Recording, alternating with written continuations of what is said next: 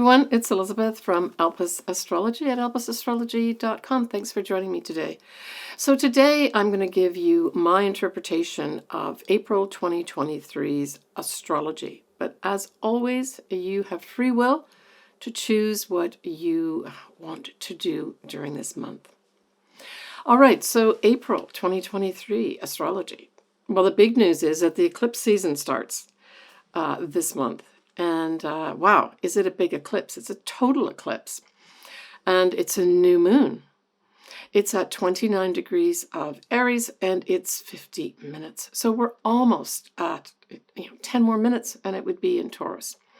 So this is our second lunation, our second new moon that is officially in Aries. So this is very unusual. So certainly for Aries and for Libra, this is an important time for you, in particular Aries. A time of definite new beginnings. So there may be for some Aries another start this month in April for you and whatever new things that you need to do. So when we look at Aries, we're really talking about being independent and blazing our own individual path. So the first lunation we have is a full moon. And that full moon is in Libra, the opposite sign to Aries, on the 5th of April. At 9:35 p.m. Pacific Daylight Time. And it's at 16 degrees of Libra and 7 minutes. We have the Sun conjunct Chiron. And in Aries, because of course the moon itself is going to be in the opposite sign of Libra. And that Sun and Chiron have a wide conjunction with Jupiter, which is also in Aries. And then, of course, the moon opposes that. The moon opposes the sun at every full moon. But because the moon is with Chiron, there's an opposition there with Chiron too. Now, the other thing we have is Mercury will be conjunct the North Nodes of the moon. And nicely, Venus steps in again and sextiles Neptune. The North Nodes of the moon, in turn, and with that Mercury, will be squaring Pluto. Now, remember that Pluto is right now 0 degrees Aquarius and some minutes. And so there's a few things going on here for sure. At all full moons, there's a culmination of some sort. There could be endings, that type of thing. But in some cases, it can be a good ending. Now, when we look at Libra, Libra is about relationships.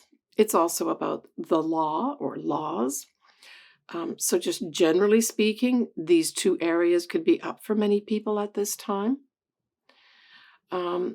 When we look at the nodes involvement here, I really felt that, especially that North Nodes with Mercury squaring Pluto, I felt that there was, I actually heard a gong go off in my head, almost like, Big Ben, when Big Ben resounds and everybody can hear it. It's that type of thing, that we are going to have this resounding message about our destiny, especially as it relates to shifting power, right? Because Pluto is all about power. There could be some big revelations here as well. Not that that's unusual these days. But I like the real thing I like about this full moon is that the ruler of the full moon in Libra is Venus. And Venus is sextile Neptune. So to me, there's a sweet spot here as well. A sweet spot with regards to a couple of things. One, making our dreams potentially come true, being given opportunities for that. For others, having an opportunity to express love with a soulmate type of person. That could be up as well. But when we have the Sun conjuncting Chiron, I would say that, wounding of some sort could be brought up where you're wounded, and especially as it ties in with potentially relationships. There may be some breakups at this time. A full moon in Libra can indicate literal ending of a relationship. That could be up.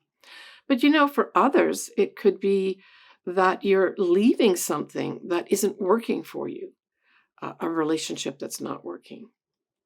And maybe even others are waiting to start a relationship. And this is the ending of your singledom. more likely it's going to be with the breakup part of it, but hey, let's include everything in this.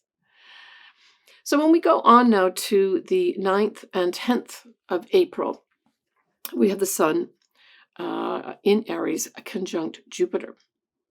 So for me, this is a very auspicious day. Anytime you've got Jupiter conjunct the Sun, and especially since it's in Aries, this is an auspicious day for good luck and movement forward on our independent path.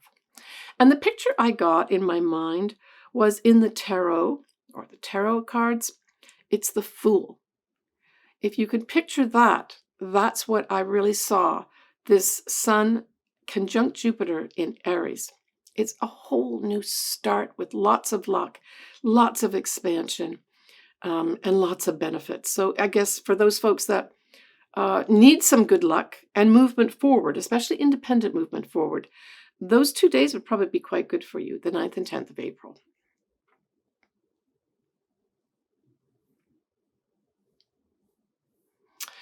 All right, so our next lunation, I've talked a little bit about at the beginning of this video, of course, is the total new moon eclipse in Aries on the 19th of April at 9:12 p.m. Pacific Daylight Time. And as I mentioned earlier, it's at 29 degrees of Aries, 50 minutes. There's 60 minutes in every degree, and so you're only 10 minutes off this potentially being in Taurus instead, but it's not. So Aries, as I mentioned at the beginning, this is a second new start. So for those folks that maybe didn't have something start at the first new moon in March, this could just change the whole game.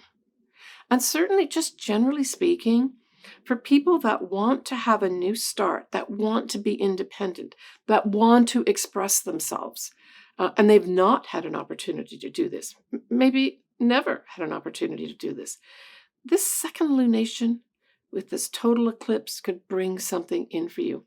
29 degrees is a critical degree, and it talks about kind of wrapping things up in whatever sign it's in. But hey, this is a new moon, so how could that be? Well, what it says to me is that for those folks that really have this situated somewhere in their own natal charts, it says by letting go of something, you are able to set yourself free on a new independent path. And that's a big message I got with this whole total eclipse, for sure. The other thing I got is it's only when we enter a relationship do we discover ourselves. I thought that just resonated so well with this total eclipse. Even though it's in Aries, we have it aspected by the opposite sign, which is Libra, of course.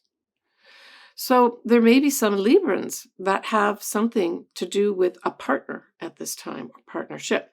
I'll cover all the signs in the ascendants towards the end of this introduction.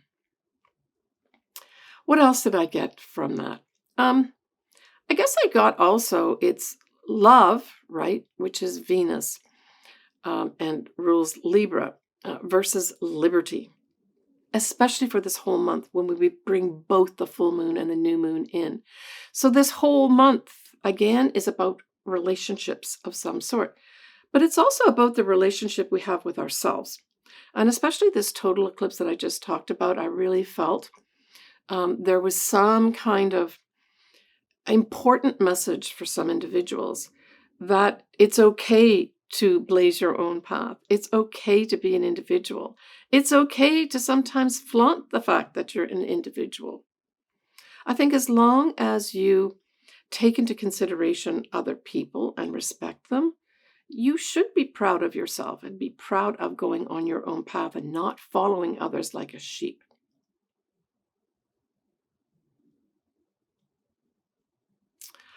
Okay, when we look at May coming up, we have another eclipse, but this time it's a full moon eclipse. It's a full moon eclipse in Scorpio, and it's at 14 Scorpio on the 5th of May. So you can think ahead, especially for those folks that have something around, say, 14 degrees of Scorpio, or the opposite sign where the sun will be 4 degrees Taurus.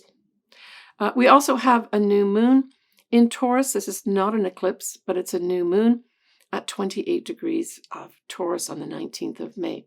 So those are some things that'll be coming up in May for you. A little preview for some folks. Now I'm going to go on to the individual signs. So for Sagittarius, this is also really good. Both these moons are going to be good for you in April. So for the first one in Libra actually sextiles your sign Sagittarius, and it highlights the 11th house. So this is just on the surface is going to be bringing you opportunities for new friendships, opportunities to join new groups, as well as opportunities maybe to make some of your dreams and wishes come true. Now it's a full moon, so it could be the culmination of some things here, where you decide, you know what, all those friends that I've had, they've not really brought in maybe balance and harmony. And you say, I want to bring in a different type of friend right now. Well, this is a full moon where you can get opportunities to have that happen. Or say groups that you belong to are either fading away, or you're no longer feeling that you feel aligned with them. And this full moon just illuminates that more clearly to you, and you decide to let go of that. Now, for others, this could bring in opportunities to, first of all, let go of some money that you're making through your own business, and instead look at maybe some other opportunities that you've not looked at to earn more money, especially for those Sagittarians that have their own business. All right, now we get to this full, or the new moon total eclipse that's happening in Aries. Oh, my goodness. That's happening in your 5th house. That's just awesome. And it's a trine. So, Sagittarius, this is going to bring wonderful opportunities to be creative. And because it's Aries, it's your own ideas, your own independent thinking creatively is going to bring in some beautiful energy for you. Maybe even for some, bring them to a certain level of fame where their creative projects are really seen by a lot of society. And they're praised for their unique individual way of expressing themselves creatively. Now, for those Sagittarians that say want to have children, this would be an awesome new moon total eclipse for a pregnancy and or for having a child for that matter. For others, it could be just this sort of mark in the sand for yourself where you say, I want to be me. Up to this point in my life, all I've been doing is following what other people think, what society thinks I should be like, what authenticity means. Other people have been telling me what that is. But this could be a big aha moment for some Sagittarius saying, I want to be me. I want to express my authentic self. And for many Sagittarians, that's going to be linked with some kind of creativity. All right. Enjoy the month, Sagittarius. Well, that wraps up my April 2023 video.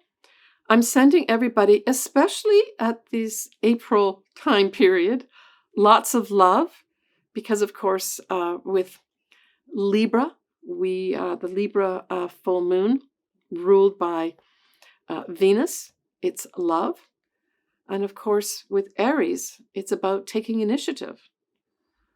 So I'm sending lots of great new love to all my viewers and my clients. And I'm wishing you the very best with all your relationships in the month of April. Keep me posted on what happens to you. I love to hear from you. And you will hear from me next, probably in my May video. Take care of yourself, everybody, and bye for now.